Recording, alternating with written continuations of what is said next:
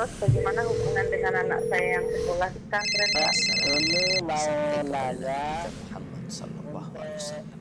Terima kasih, Bapak. Perjalanan hidup yang panjang.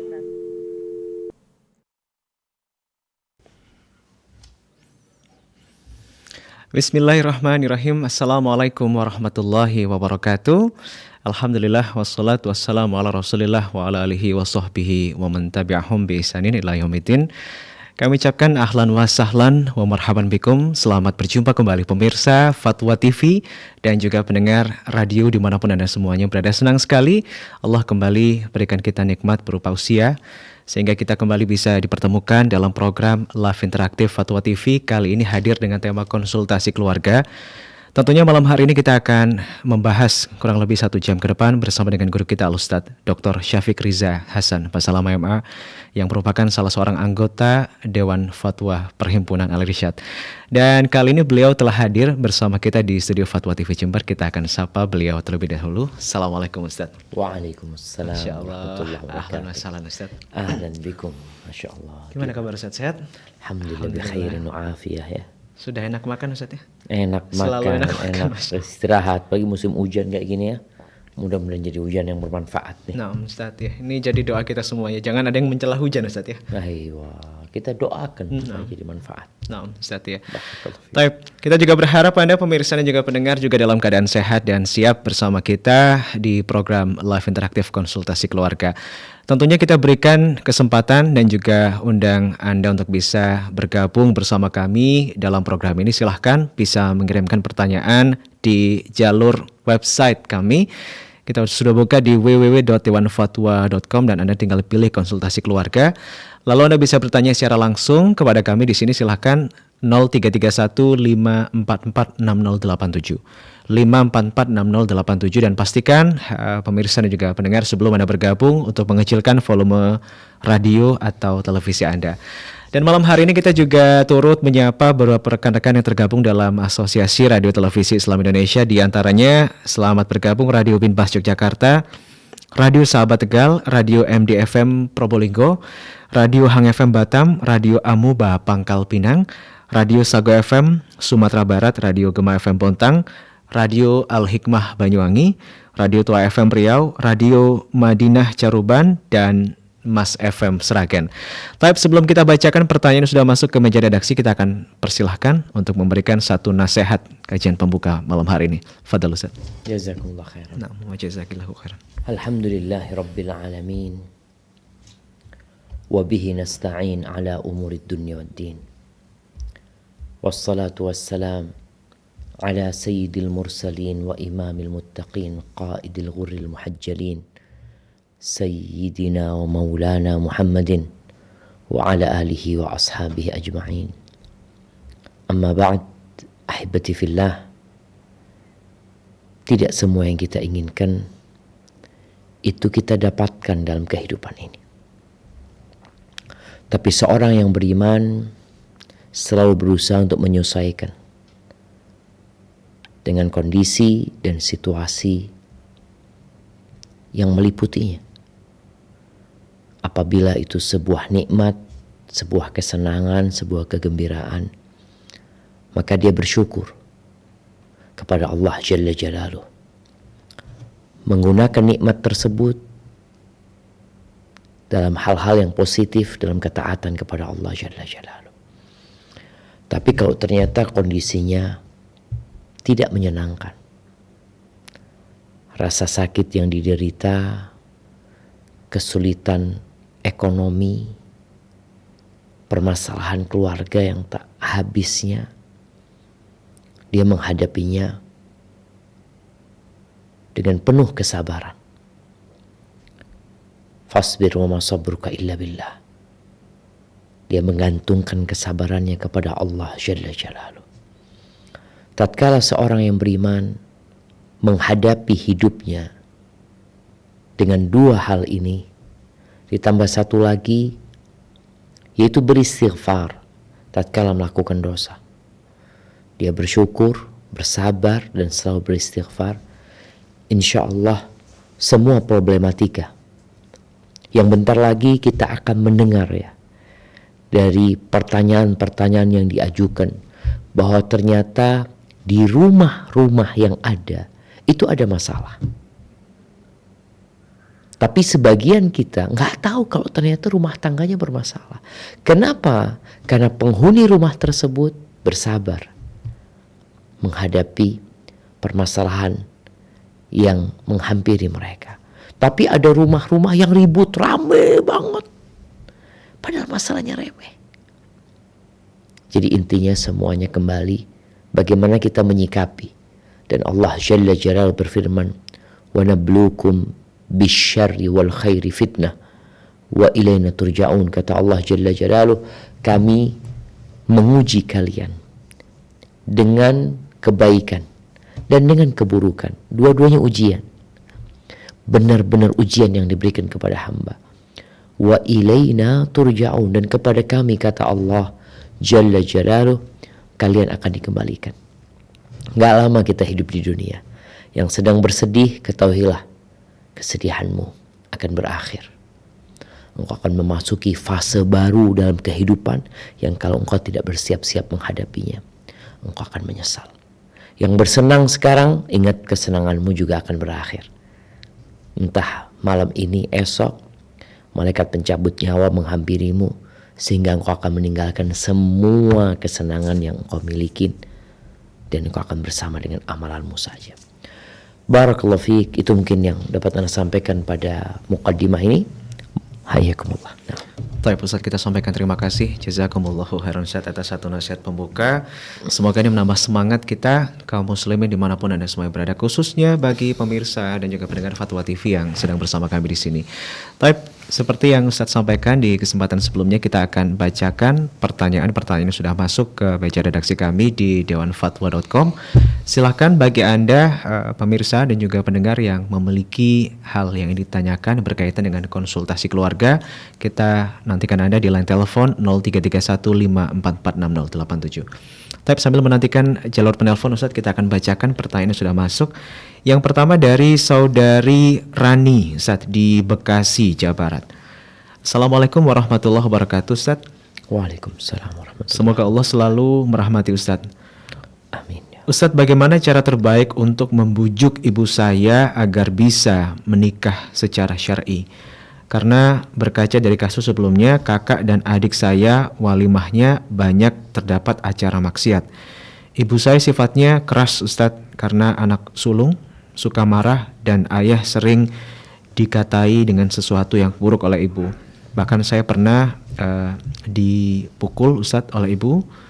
Ayah saya juga tidak sholat, dan ibu sangat jauh dari sunnah. Apakah sebagai anak saya lebih baik sabar, berdoa, dan diam saja?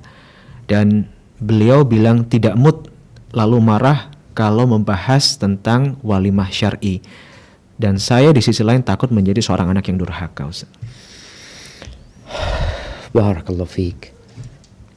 Ahibati fillah.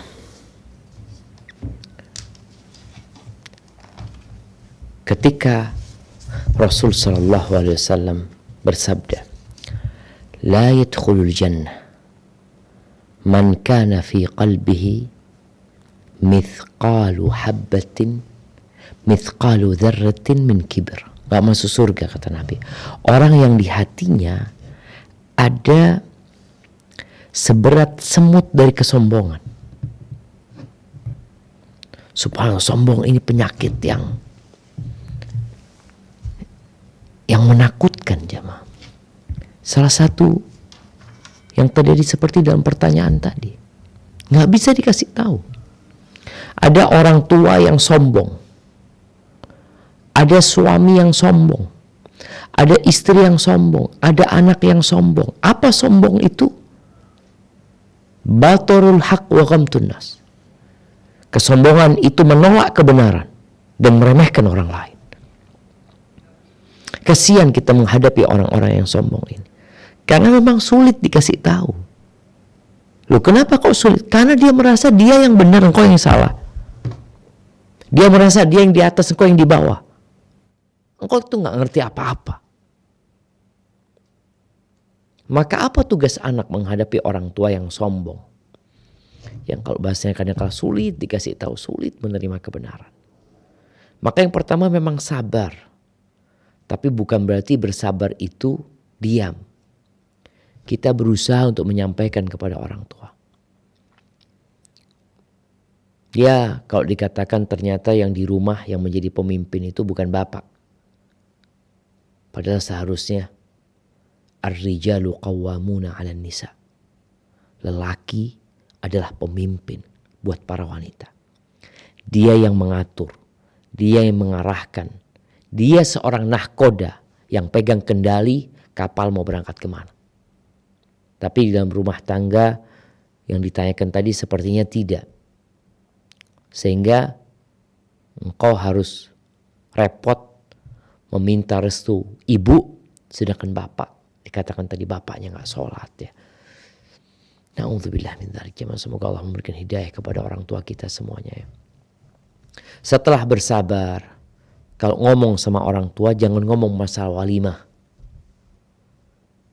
Gimana mau ngomong walimah syar'i kalau ternyata sholat, meninggalkan sholat dianggap sesuatu yang lumrah.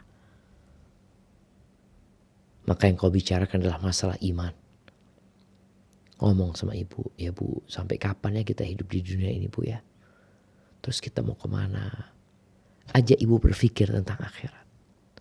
Kemudian sentuh hatinya dengan cara dibawa ziarah kubur ibunya. Berangkat ke tempat orang-orang yang miskin, orang-orang yang terkena bala, musibah, orang-orang yang cacat dengan harapan. Ibu jadi lembut hatinya. Ketika lembut hatinya, baru kita bisa ngomong. Tapi kalau ternyata ngomong gak bisa, engkau tulis surat sama ibu. Tulis surat. Sampaikan cintamu kepada orang tua. Sampaikan maafmu atas semua yang sudah engkau lakukan. Lalu tulis harapanmu. Apalagi sekarang orang semua pada bisa baca insya Allah. Semoga dengan cara seperti itu, ya sekali lagi, kewajiban kita hanya menyampaikan. Dan ketika engkau menikah, nikah dengan cara yang syar'i, bicara walimah, kadang-kala orang tua yang mengatur semuanya, semoga engkau terlepas dari dosa-dosa itu karena engkau sudah menyampaikan dan engkau sudah berusaha semaksimal mungkin. Barakallahu fiik. Nah, Ustaz, kita sampaikan jazakumullahu khairan. Semoga bermanfaat untuk saudari Rani di Bekasi. Ustaz, malam hari ini kita akan sapa penelpon pertama kita di line telepon. Ada Ibu Lia dari Jakarta. Fatwa TV, Assalamualaikum. Waalaikumsalam warahmatullahi wabarakatuh. Baik, ahlan wa sahlan. Ibu Lia, silakan pertanyaan Anda. Begini Ustadz, saya punya orang tua yang sudah lanjut usia. Sering sudah susah untuk tidurnya kurang gitu Ustadz. Yang mau saya tanyakan, kadang itu sholat subuh mereka suka telat gitu Ustadz. Nah, tapi saya tahu katanya ada adab kalau masuk ke ruangan itu atau apalagi ruangan orang tua harus ketuk pintu dulu. Namun kalau dalam kondisi seperti ini bagaimana Ustadz? Apakah saya boleh masuk untuk membangunkan orang tua saya atau bagaimana Ustadz? Baik, itu saja Ibu Lia pertanyaannya. Ya. Baik, terima kasih. Barakallahu fiik. Masya Allah, barakallahu fiik. Nah, mahibati fillah. Jadi adab masuk ke kamar orang tua itu Allah sebutkan dalam Al-Quranul Karim ya. Ada waktu-waktu tertentu ya. Habis sholat isya ya. Ketika waktu subuh tadi. Ketika waktu siang hari. Itu waktu-waktu yang kita perlu izin memang masuk. Namun kalau tadi kondisinya orang tua sudah sepuh, orang tua sakit. Jadi izin itu salah satu tujuannya agar kita tidak melihat orang tua dalam kondisi yang tidak seharusnya. Mungkin dia sedang melepas pakaiannya, sedang istirahat dan tersingkap pakaiannya. Tapi kalau kita meyakinkan enggak orang tua, alhamdulillah beliau ya bangun tidur pun tetap tertutup ya, sehingga tujuanmu adalah masuk untuk membangunkan orang tua, insya Allah nggak ada masalah di sini. Apalagi kalau izin ternyata tidak dengar ya, diketuk untuk dibangunkan, tapi ternyata nggak bangun, baru setelah itu masuk untuk membangunkannya dalam rangka sholat. Dengan catatan tadi kondisinya memang kondisi yang tertutup auratnya, aman dari fitnah di dalam kamar tersebut. Barakallahu fiik. Nah, Ustaz. Apalagi kondisi orang tua dengan usia yang sudah sangat renta seperti itu Ustaz ya? Ya, jadi kan memang sakit ya, orang tuanya sedang sakit gitu lah. Sehingga pintu kamar biasanya memang terbuka terus. Jadi anak ini nggak perlu masuk, nggak perlu izin karena memang terbuka terus pintunya dan kelihatan kondisi orang tuanya bagaimana gitu. Baik Ustaz, baik. Semoga bermanfaat untuk saudara Ibu Lia tadi ya di Jakarta. Kita akan sapa ke penelpon berikutnya Ustaz. Sudah tersambung di line telepon ada Ibu Rosmini di Pacitan. Fatwa TV, Assalamualaikum. Waalaikumsalam warahmatullahi wabarakatuh. Baik, ahlan wa sahlan. Ibu Rosmini silakan pertanyaan Anda. Ya. Assalamualaikum warahmatullahi wabarakatuh, Ustaz. Waalaikumsalam warahmatullahi wabarakatuh. Ahlan wa sahlan. Alhamdulillah. Barakallahu fiik. Naam, tafadhal Ibu. Iya, begini Ustaz. Ada seorang yang hamil sebelum nikah. Dan umurnya menurut apa ini pemerintah belum diizinkan menikah karena masih kurang katanya. Terus ada seorang yang membantu untuk mencari dispensasi ke pengadilan agama supaya bisa menikah di bawah umur. Yang membantu itu apa termasuk berdosa Ustaz karena berbuat dalam tolong menolong bermaksiat seperti itu apa bagaimana? Tunggu Bu Rosmini, ini yang mau menikah ada walinya? Walinya ada, tapi katanya umurnya baru berapa tahun, 19 tahun kan katanya belum bisa Oke. nikah. Iya. Terus di dalam kandungan berapa bulan anak itu bisa menjadi walinya yang sang ayah biologisnya itu. Katanya kalau sudah berapa bulan tidak boleh menjadi walinya kalau anak itu nanti perempuan. Baik. Ini mohon maaf Ibu, dinikahkan karena sudah ketahuan hamil seperti itu. Iya. Alasan dinikahkannya. Terus katanya kalau sudah berapa bulan tidak bisa menjadi walinya kalau nanti anak itu perempuan. Terus yang membantu mencarikan surat dispensasi itu kan ya dikasih apa sekedar membeli bensin itu termasuk apa itu riba, termasuk itu diperbolehkan. Ya. Terus yang kedua ada seorang keluarga yang selalu dicurigai pada istrinya, cemburu soal istrinya itu. Terus saya juga ikut-ikut membantu. Kalau memang kamu tidak percaya, sudahlah bersumpahlah dengan nama Allah. Dan dia kalau kamu betul-betul tidak berbuat, itu nanti dosanya apa, maksud sumpahnya itu dia berani menanggung, apa berani menerima, apa enggak.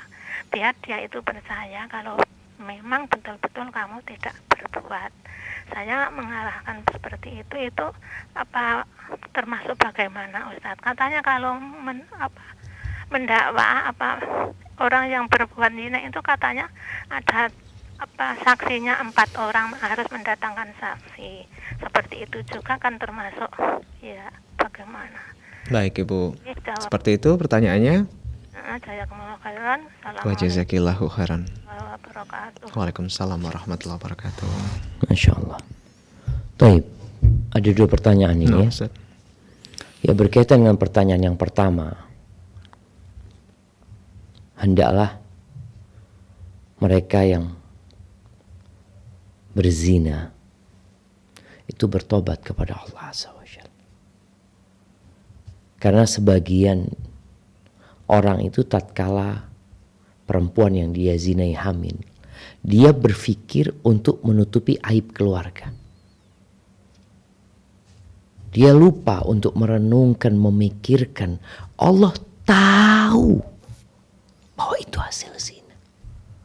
Dan Allah melihat ketika dia berzina. Maka langkah pertama keluarga adalah bagaimana 2 orang ini bertobat kepada Allah Azza wa Jalla. Sebelum berpikir bagaimana aib keluarga ditutupin. Allah kalau akan bongkar aib ini, gak ada yang bisa nutupin. Maka segeralah bertobat kepada Allah Azza wa Jalla. Baik, yang kedua, kalau bicara dia itu di bawah umur pernikahan yang diperbolehkan. Apakah boleh dia mengurus? Jadi pengadilan ini membolehkan jamaah sebenarnya. Jadi aturan itu nggak saklek. Ana tahu beberapa kawan menikah dengan istri yang baru lulus SMA, yang umurnya mungkin 17-18 tahun, dan ada pengurusan yang resmi. Jadi bukan nyogok sana nyogok sini, ada caranya secara resmi. Tinggal kalau ada orang yang bantu kita ngurusin, kita mau kasih uang jasa sama dia nggak apa-apa, karena memang dia ngurusin gitu loh. Bukan pakai jalur yang salah, enggak. Memang ada jalurnya. Dan biasanya kalau ada orang yang ngurusin, ya dia butuh waktu ini itu tidak termasuk sogok menyogok. Karena memang kita membayar jasa buat dia yang telah menolong kita. Asalkan tadi jalurnya itu memang syar'i dan diperbolehkan gitu loh. Hanya memang pihak pengadilan biasanya akan mengadakan sidang, dipanggil kalau memang sudah oke iya, baru mereka akan mendapatkan surat resmi dari pengadilan yang membolehkan untuk menikah, sehingga KUA akan melayani dia. Terus kalau bicara bagaimana dengan anaknya anak zina.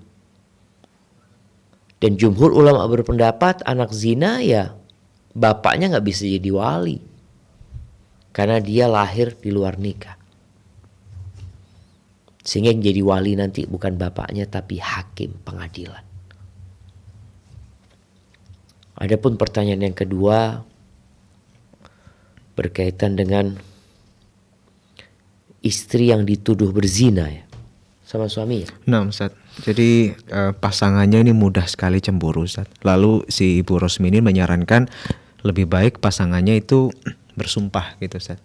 Menyarankan bersumpah. Apakah saran seperti ini dibenarkan dalam agama? Iya, jadi kalau bicara kecemburuan seorang suami kepada istrinya, wajar selama tidak berlebih-lebihan. Bahkan kecemburuan itu tanda cinta. Namun ada orang yang suudzon, selalu suudzon. Di sini apa sikap istri? Sikap istri berusaha untuk menutup semua celah yang menyebabkan suaminya suudzon. Umpamanya handphone. Dia punya handphone, suaminya kasih tahu passwordnya. Mas, ini passwordku. Sehingga suami tahu dengan semua yang ada di handphonenya.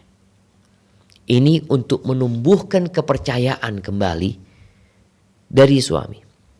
Yang kedua, kalau keluar rumah izin. Dan sampaikan mau kemana. Selesai urusan pulang. Gak diizinkan sama suami, gak usah keluar. Umpamanya dikatakan mau belanja ke pasar, kata suami enggak.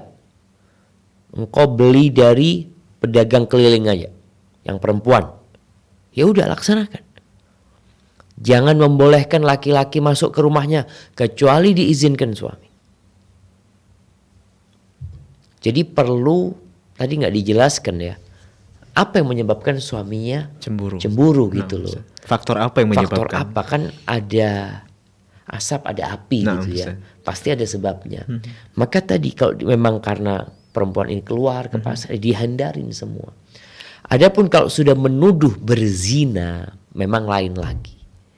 Kalau menuduh berzina, ada orang menuduh nih istrinya punya teman ya, laki-laki lain. Berbeda dengan menuduh berzina. Ketika menuduh zina, memang sang suami itu harus mendatangkan 4 saksi. Kalau nggak punya 4 saksi, maka dia bersumpah memang 4 kali. Lalu di akhir dia mengatakan laknat Allah atas dirinya kalau dia berdusta. Dan sang istri kalau merasa enggak, aku enggak berzina, tuduhan itu salah, maka sang istri membalas sumpahnya. Ini namanya li'an ya, saling melaknat. 4 kali dia bersumpah, yang kelima kali dia mengatakan bahwasanya murka Allah atas dirinya kalau dia termasuk orang-orang yang dusta. Maka dengan cara seperti itu, setelah itu mereka harus berpisah jemaah. Tapi kalau tidak sampai ya, artinya nggak sampai ke li'an, jadi cuma tuduhan kayaknya punya hubungan ini dan itu, maka ana rasa sang istri perlu menumbuhkan kembali yang namanya kepercayaan tersebut. Kalau dia harus bersumpah, ya bersumpah. Tapi kadang-kala suami kalau udah nggak percaya, ya mau sumpah pun nggak dipercaya gitu. Tapi bagaimana cara menumbuhkan kepercayaan itu dengan beberapa sikap yang dia rubah dari istrinya. Keluar rumah dia tidak bersolek, dia tidak apa, dia jilbabnya dijaga, dan tidak ngobrol sama laki-laki kecuali memang diperlukan. Barakallahu fikum, mungkin seperti itu. Nah, Ustaz, jazakallahu khairan. Semoga bermanfaat untuk Ibu Rosmini di Pacitan tadi ya. Tapi Ustaz, kita akan sapa penelpon berikutnya. Ada hamba Allah di Lampung. Fatwa TV, Assalamualaikum. Waalaikumsalam warahmatullahi wabarakatuh. Baik, ahlan wa sahlan. Silakan Bapak pertanyaannya. Assalamualaikum Ustaz. Waalaikumsalam warahmatullahi wabarakatuh. Ahlan wa sahlan.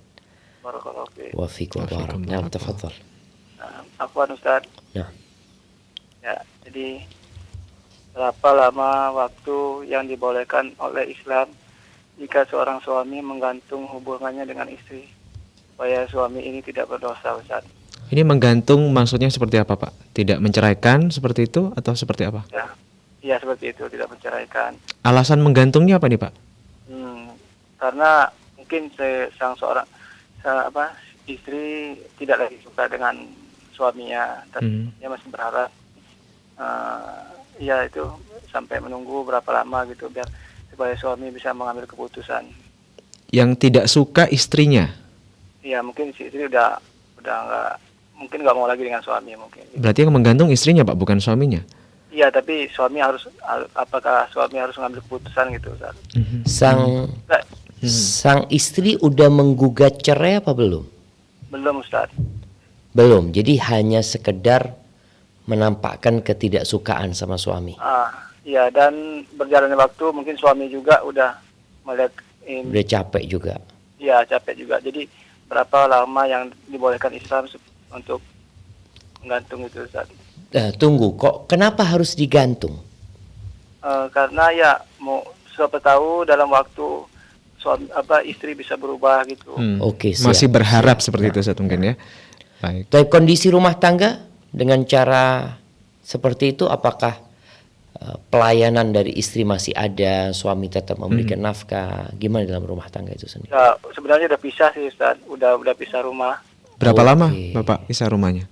Udah hampir 3 bulan. Nah, 3 bulan. Siap kalau gitu. Ya, dan terus berikan kabar gembira, Ustaz, jika berpisah itu karena Allah. Subhanallah, barakallahu fiik. Nah. Ya, begitu aja. Nah, itu saja, Pak ya. Baik, waalaikumsalam warahmatullahi wabarakatuh. Sudah pisah selama 3 bulan, Ustaz. Nah, udah pisah rumah ya. Taib ahibati fillah. Terkadang seorang suami berharap kondisi jadi lebih baik, sehingga dia tidak menceraikan istrinya. Dan istri pun mungkin berharap suaminya yang menceraikan dia tanpa dia menggugat cerai. Sehingga dikatakan tadi istrinya tidak menggugat cerai. Ana rasa masalahnya harus segera diselesaikan. Kenapa? Bukan bicara berapa lama boleh menggantung. Ada seorang suami yang bekerja ke luar negeri selama 1 tahun, 2 tahun, tapi mereka baik-baik saja gitu loh. Tapi kalau yang seperti ini akan membahayakan buat suami dan istri. Dari sisi sang istri tidak melaksanakan tugasnya sebagai seorang istri, dan suami juga tidak menjalankan tugasnya sebagai seorang suami. Jadi memang ana rasa yang perlu dilakukan oleh bapak penanya ini, engkau tanyakan kepada istrimu. Kalau memang engkau memang gak suka sama aku, ya udah ajukan gugatan cerai. Supaya engkau gak tambah lama berdosa. Karena selama perempuan ini keluar dari rumahnya, berpisah, tidak melayani suaminya, subhanallah. Bagaimana Nabi SAW menjelaskan apabila seorang wanita diajak sama suaminya ke ranjang, lalu dia menolak, satu malam nih, dia menolak, fabata ghadban, suaminya dalam kondisi marah, la'anatul malaika hatta tusbih, maka malaikat akan melaknat dia sampai pagi hari. Sehingga pernah di masa Nabi SAW ada seorang wanita yang subuh-subuh sudah di pintu Nabi SAW. Dia mengatakan, ya Rasulullah, gak bisa lagi anak sama Thabit sudah. La ana wala Thabit ya Rasulullah. Kata dia, aku sih nggak mencela Thabit dari sisi agamanya, akhlaknya, tapi aku takut kufur setelah Islam. Artinya dia takut tidak bisa melaksanakan tugasnya sebagai seorang istri karena dia nggak suka sama suaminya. Nabi SAW tidak tunggu waktu lama, dipanggil suaminya. Akhirnya disuruh kembalikan maharnya dan Thabit menceraikan istrinya, selesai urusannya.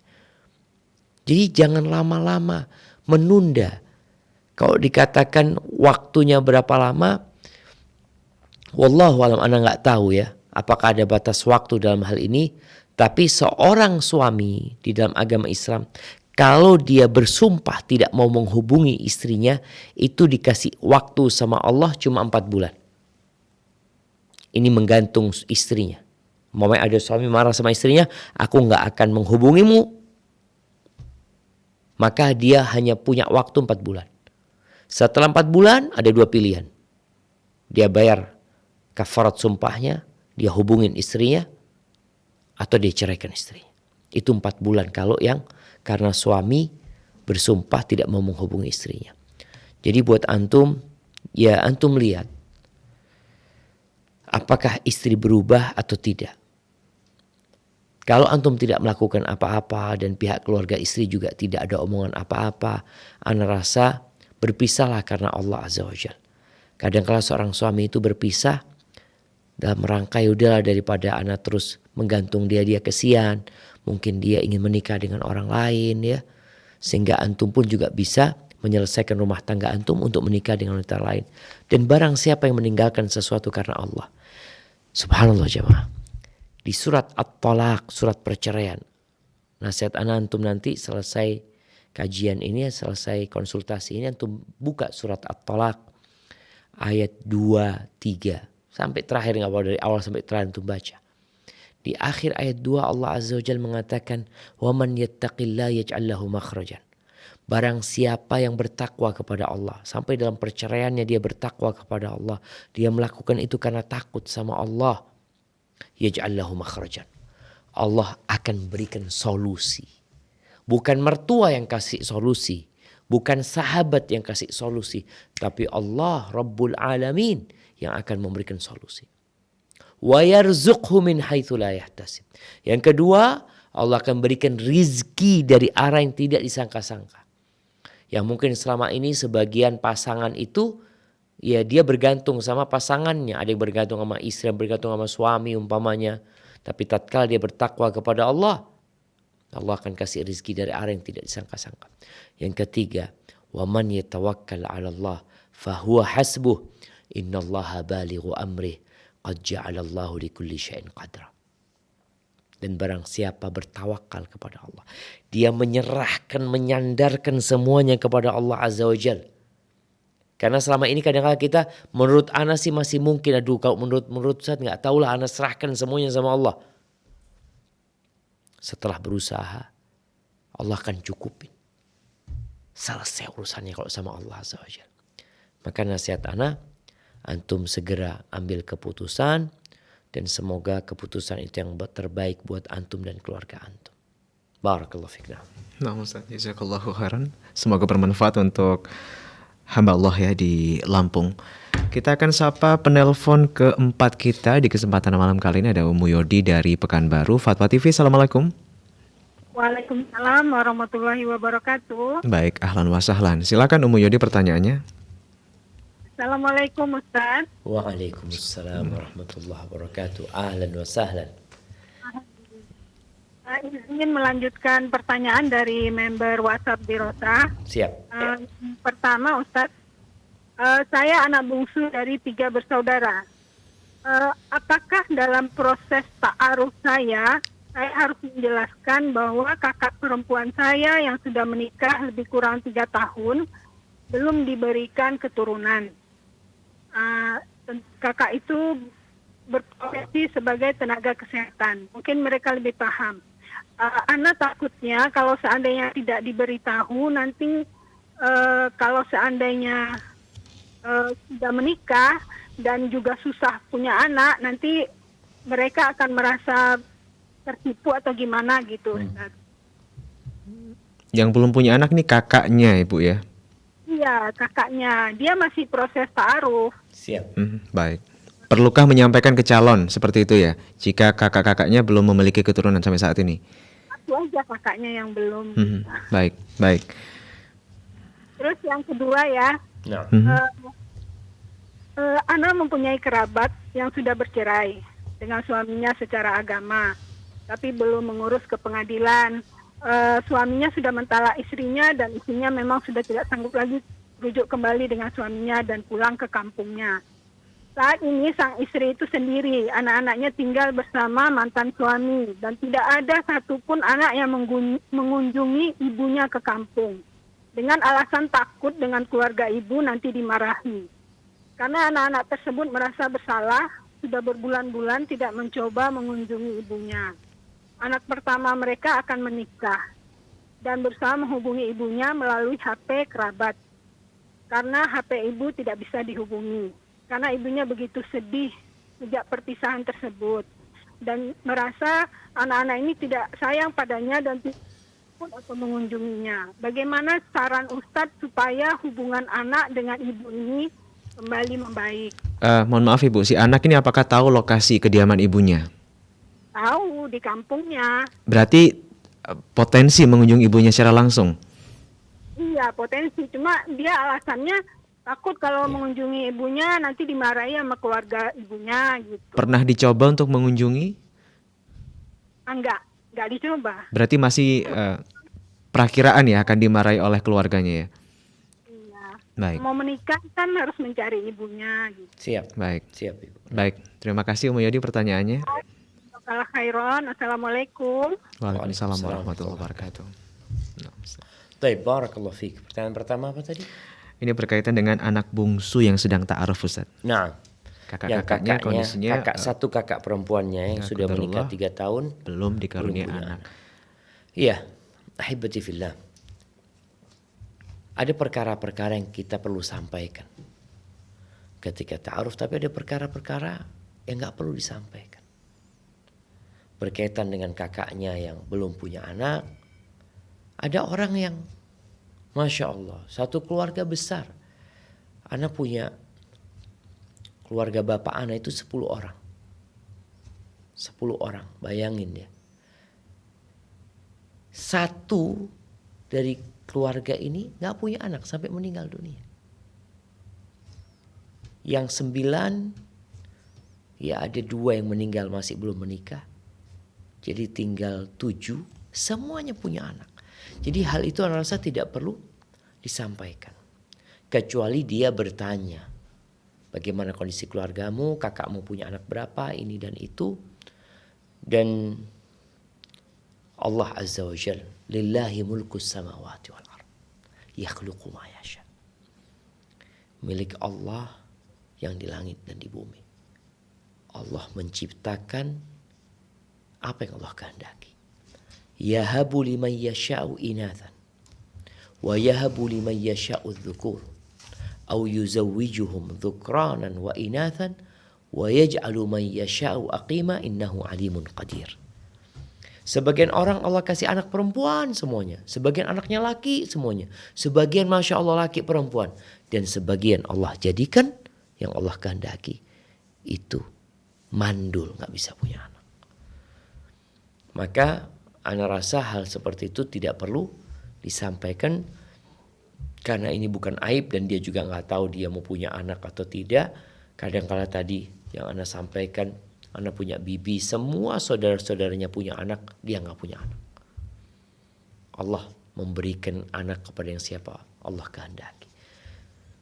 Jadi hal itu tidak perlu disampaikan ketika ta'aruf. Baik. Dan insya Allah tidak ada unsur penipuan di sana ketika tidak disampaikan, karena memang bukan termasuk aib dalam masalah nikah yang harus disampaikan. Nah, Ustaz.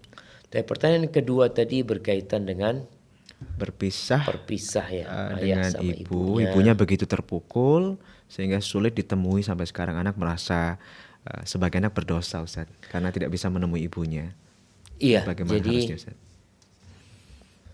ahibati fillah, ana ingin kita semua memahami ya, bahwa perceraian itu tidak diinginkan oleh anak-anak secara umum.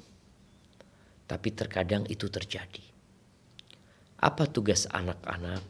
Menerima kenyataan yang ada. Alhamdulillah tadi tidak disebutkan bahwasanya anak-anaknya ini benci sama ibunya. Enggak. Bahkan anak-anaknya merasa bersalah. Dan boleh jadi ayahnya memang tidak menanamkan kebencian ke diri anak-anak. Apa yang harus dilakukan anak-anak sekarang? Ya kalau dikatakan telepon, ya salah di telepon ibunya. Didatengin ibunya, apalagi tadi dikatakan ada alamat ibunya, bisa didatangi ibunya. Kalau bicara takut ya dimarahin sama keluarga, nggak ada masalah.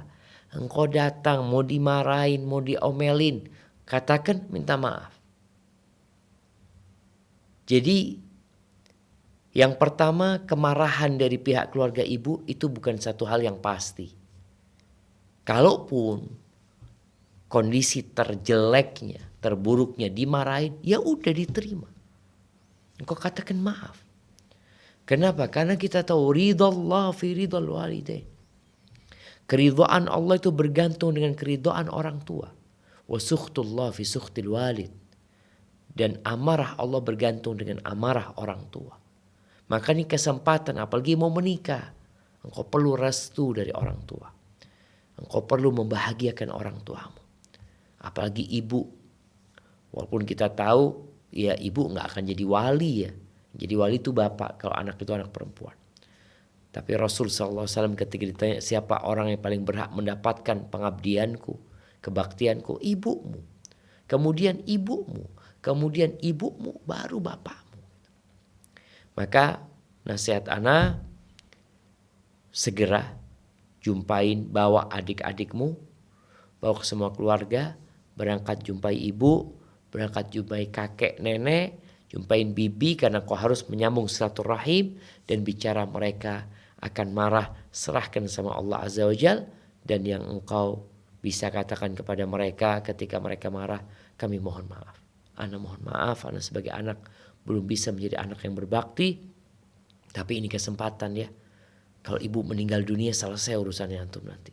Tapi ibu masih hidup, ibu dalam kondisi sedih, terpukul, maka kesempatan bagi engkau untuk menghibur ibumu, datang kepada ibumu. Wallah jamaah. Ibu tuh anaknya bagaimanapun kalau dia melihat ya Allah senang, rindu ibu itu sama anak-anaknya. Dan kalau kerabat-kerabat yang lain insya Allah juga rindu. Dan kedatangan kalian akan dianggap sebagai kedatangan para pahlawan ya. Yang menyenangkan hati ibunya kembali. Barakallahu fiik. Nah, Ustaz, wafikum barakallah. Semoga bermanfaat untuk Ummu Yodi tadi di Pekanbaru ya. Telah menyampaikan beberapa pertanyaan. Tapi Ustaz, kita akan sapa penelpon kelima kita dari hamba Allah di Jakarta. Fatwa TV, Assalamualaikum. Waalaikumsalam warahmatullahi wabarakatuh. Baik, Ibu silakan pertanyaan Anda. Assalamualaikum Ustaz. Waalaikumsalam warahmatullahi wabarakatuh. Ahlan wa sahlan. Barakallahu fiik. Naam, tafadhali. Ya Ustaz, mau tanya kalau anak maksudnya belum nikah dia udah melahirkan gitu. Terus nasab anaknya gimana Ustaz? Mohon maaf, Ibu bisa diulang, silakan. Ada anak gitu lahir di luar nikah, maksudnya anaknya tuh udah lahir tapi dia belum nikah gitu, pas lahir terus dia baru nikah Ustaz gitu. Siap. Jadi anaknya gimana itu, pakai binti bapaknya yang itu atau gimana gitu? Nasabnya ke siapa gitu ya pertanyaannya? Nasabnya kemana? Kalau sudah terus udah nikahnya terus gimana kalau dia mau nikah gitu anaknya? Yang nikahin siapa gitu? Walinya siapa seperti itu Bu ya? Baik. Siapa? Karena kan dia di luar nikah ya. Siap. Betul. Baik. Udah lahir baru ibu bapaknya baru nikah gitu. Ya. Udah lahir gitu. Itu aja Ustaz. Barakallahu Baik. fiik. Terima kasih Ibu di Jakarta. Baik Ustaz. Nah, jamaah rahimakumullah. Perzinaan di negeri kita ini sudah berada di ambang yang mengkhawatirkan. Bahkan beberapa tahun yang lalu diumumkan Indonesia itu darurat narkoba dan juga sebenarnya darurat seks bebas.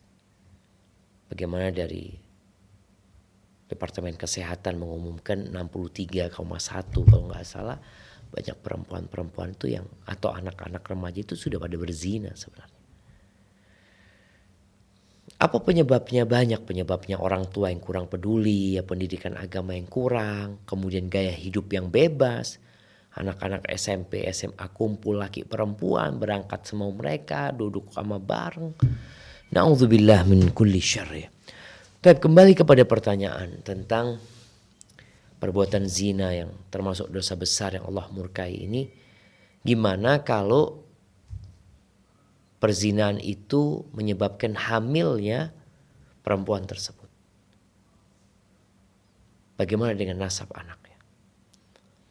Kalau mereka menikah setelah berzina, anaknya belum lahir, jumhur ulama tetap berpendapat anak itu bukan anak bapaknya. Anak itu dinasabkan kepada ibunya. Jadi kepada qabilah ibunya. Kalau umpamanya anak itu bernama, anggap Amr. Kalau anak itu anak perempuan umpamanya namanya Zakiyah. Zakiyah bintu siapa? Ikut nasab ibunya.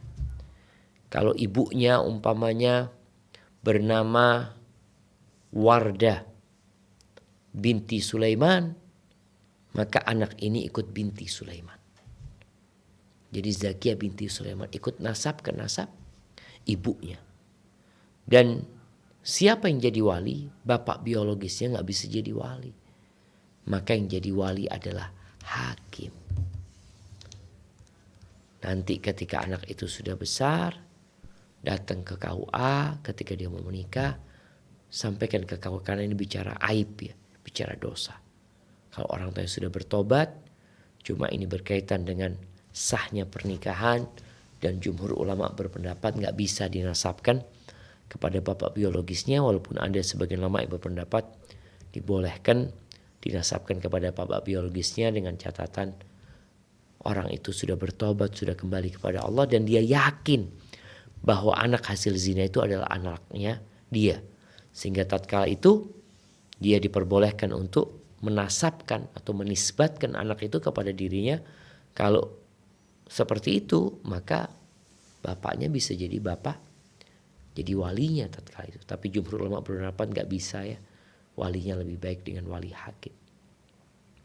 Barakallahu fikum. Wafikum barakallah.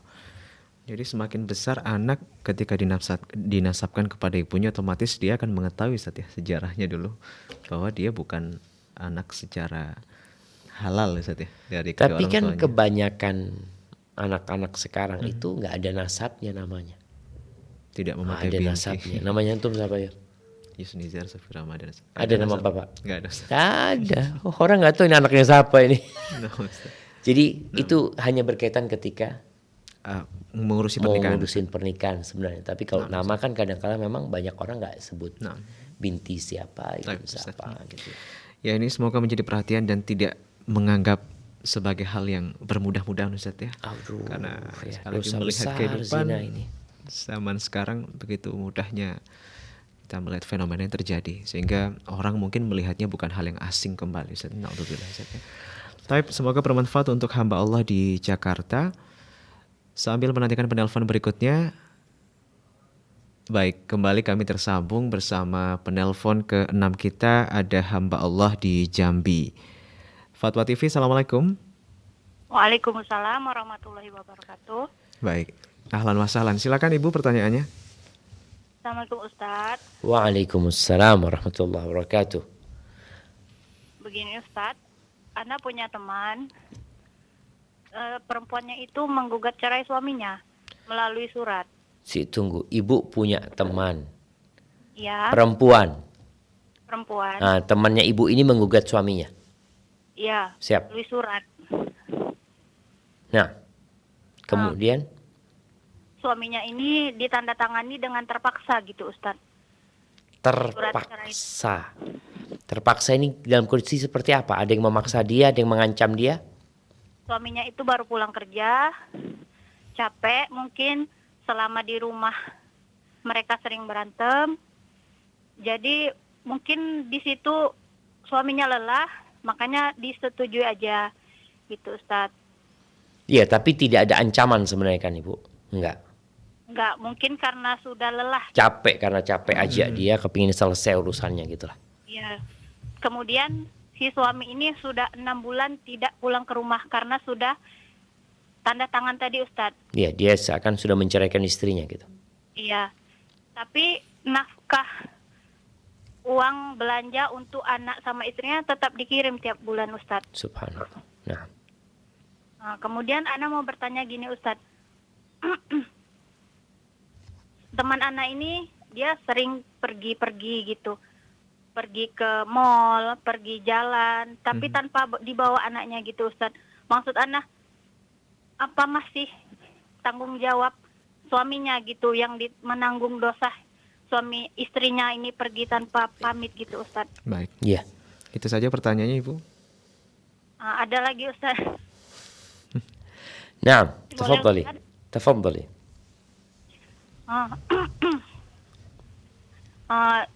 Karena mungkin orang tuanya terlalu ikut campur dalam rumah tangganya, memang mereka itu masih bercampur sama mertuanya. Ini mohon maaf Ibu, masih kasus yang sama dengan pertanyaan sebelumnya atau lain? Ya Ustadz, masih sama. Baik.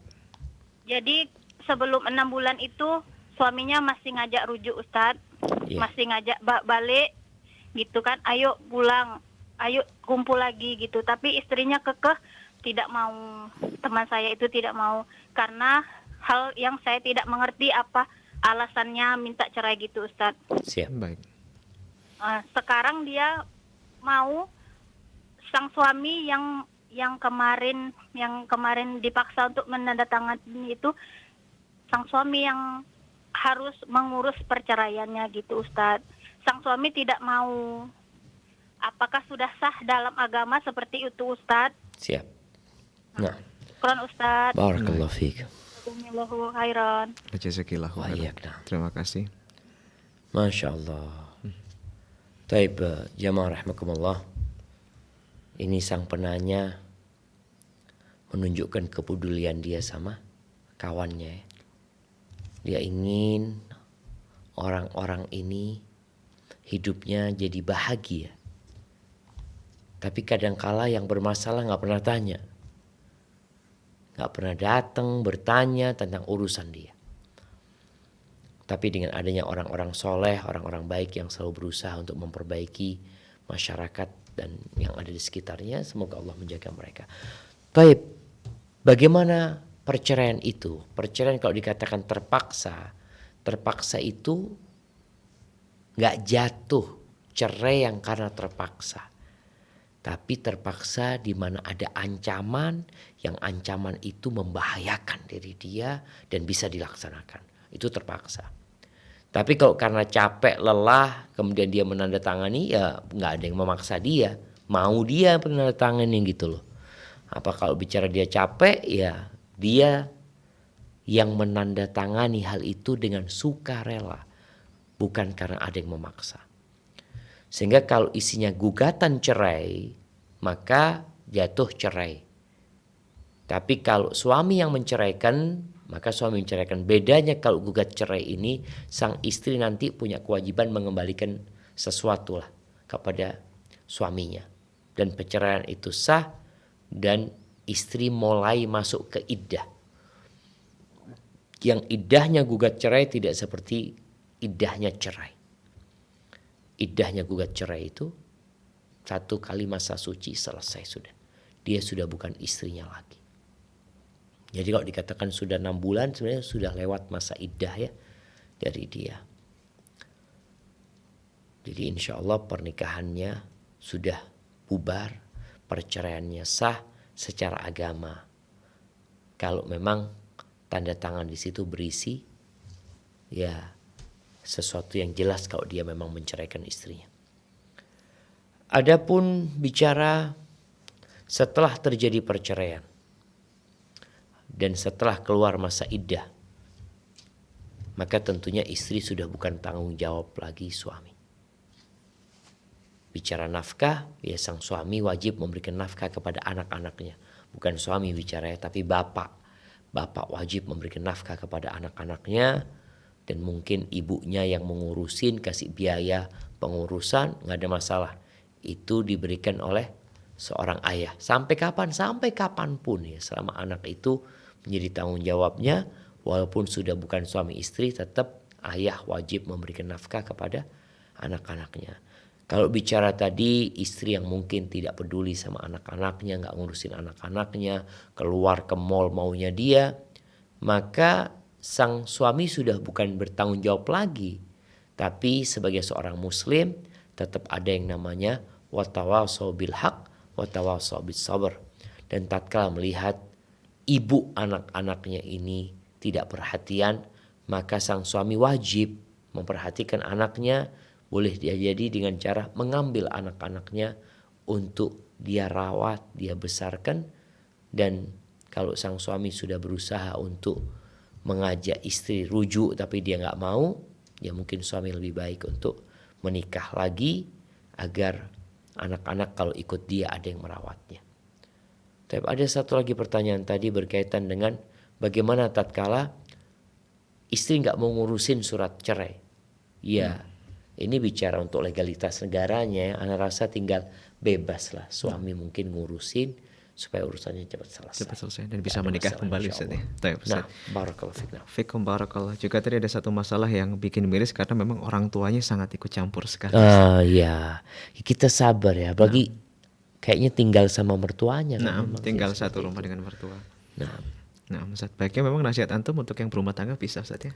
Ya kalau bisa ya, walaupun mungkin rumahnya nyewa, ngontrak, tapi berdekatan sama mertua, kayaknya lebih baik ya untuk menghindari konflik. Nah, Ustaz, kita sampaikan jazakumullahu khairan Ustaz. Terima kasih atas nasihat antum untuk kita semua di kesempatan malam hari ini.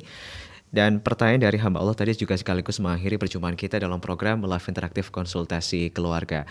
Ya, pemirsa dan juga pendengar Fatwa TV, jangan lupa Anda bisa simak program Live Interaktif dari hari Senin sampai dengan hari Jumat di waktu yang telah dijadwalkan. Informasi-informasi berkaitan dengan Fatwa TV dan Dewan Fatwa. Akses dengan mudah silakan di www.dewanfatwa.com. Anda juga bisa follow beberapa akun-akun sosial media kami, di antaranya YouTube @fatwa_tv_official, Instagram, Telegram, Twitter, dan juga Facebook. Silakan di @dewanfatwa_pa. Akhirnya kami dan juga seluruh kerabat kerja yang bertugas di kesempatan kali ini mohon undur diri. Terima kasih atas perhatian Anda. Sampai berjumpa kembali insya Allah di live interaktif berikutnya. Wassalamualaikum warahmatullahi wabarakatuh.